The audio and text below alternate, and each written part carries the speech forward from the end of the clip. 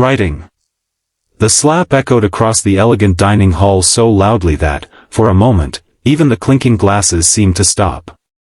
Hundreds of eyes turned toward the center of the room, where a young waitress stood frozen beside a table, one hand pressed against her burning cheek and the other still holding a silver tray. Across from her stood Vivienne Laurent, the glamorous girlfriend of billionaire businessman Callum Sterling, dressed in a glittering red gown that cost more than the waitress earned in a year. Vivienne's face was twisted with anger, while the waitress, Maribel Hayes, fought desperately to keep her tears from falling. What none of the guests knew was that by the following afternoon, the same woman who had raised her hand in arrogance would return to that very restaurant with tears in her eyes, begging for a job. And the reason would leave everyone speechless. If you believe kindness is stronger than pride and that everyone deserves a second chance, take a moment to like this video, share it with someone who needs to hear this story, and subscribe to Heartline Stories. Because sometimes, the person we look down on today becomes the person who teaches us the lesson we needed most. The afternoon had begun beautifully at the luxurious Belmont Grand, where sunlight poured through enormous glass windows and turned the crystal chandeliers into pools of golden light. The restaurant was hosting a private charity luncheon attended by wealthy investors, celebrities, and business leaders. Maribel had arrived before sunrise, as she always did. Her shoes were slightly worn, but polished carefully. Her uniform was spotless. She had a small photograph of her 6-year-old daughter tucked inside her locker, reminding her why she worked so hard. Maribel was not ashamed of being a waitress. She had learned that honest work, no matter how humble, could carry more dignity than wealth ever could. Her mother had taught her that lesson before passing away, and Maribel had never forgotten it. Vivienne arrived shortly before noon beside Callum Sterling, whose reputation as one of the youngest self-made billionaires in the city made people turn their heads wherever he went. Vivienne loved the attention that followed him. She loved designer clothes, expensive cars, private events, and the feeling that money had placed her above ordinary people.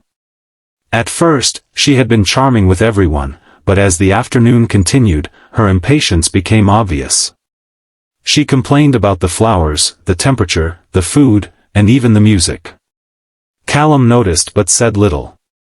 He had grown increasingly uncomfortable with the way Vivienne treated people when she believed they could offer her nothing. Maribel was carrying a tray of sparkling water when Vivienne suddenly called her over. The waitress approached politely, but as she placed a glass on the table, another guest accidentally bumped Maribel's arm. A few drops of water spilled onto the edge of Vivienne's tablecloth.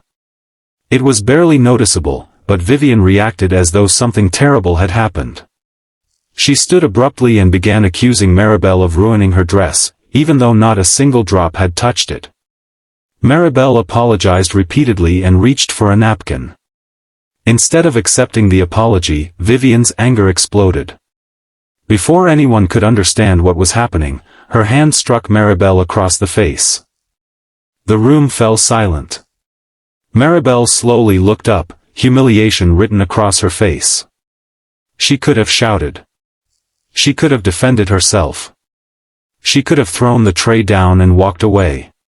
But then she remembered the photograph in her locker and thought of her little daughter waiting at home. She swallowed her tears, lowered her eyes, and quietly stepped away. Callum looked at Vivienne with a disappointment she had never seen before. He apologized to the restaurant manager and, without another word, left the luncheon. Vivienne followed him, still convinced that she had done nothing wrong. But by the time they reached the hotel entrance, Callum had made his decision. He told her that wealth had never given anyone the right to humiliate another human being, and he ended their relationship that very afternoon. Vivienne expected him to return after a few hours. He did not. She expected her friends to comfort her. Instead, several stopped answering her calls. Then the consequences began arriving one after another. The apartment Callum had allowed her to use was no longer available. The luxury car was returned. The expensive shopping accounts connected to him were closed. Vivienne discovered that most of the people surrounding her had never truly cared about her, they had cared about access to Callum's money. For the first time in years, she was alone with herself. The next morning, Vivienne woke in a modest hotel room, surrounded by silence. She stared at her reflection for a long time. Without designer clothes and expensive jewelry, she suddenly looked like an ordinary woman who had made a terrible mistake.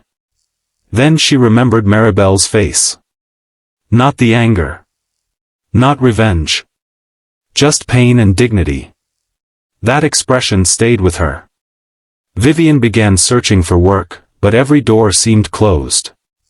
She had no real qualifications, no recent work history, and a reputation that had spread through the city after several guests secretly recorded the incident. Eventually, one of the few places willing to consider her was Belmont Grand. She walked through the restaurant entrance the following afternoon wearing a simple blouse and black trousers. The same golden sunlight filled the dining room, but this time she did not feel powerful. She felt small. The manager recognized her immediately and assumed she had come to apologize. Instead, Vivienne lowered her head and asked if there was any position available. She said she would wash dishes, clean tables, carry trays, or do whatever honest work was needed. The manager stared at her in disbelief. Then Maribel appeared from the kitchen. For several seconds, neither woman moved. Vivienne looked at the young waitress and remembered the sound of her own hand striking her face. Her pride finally broke.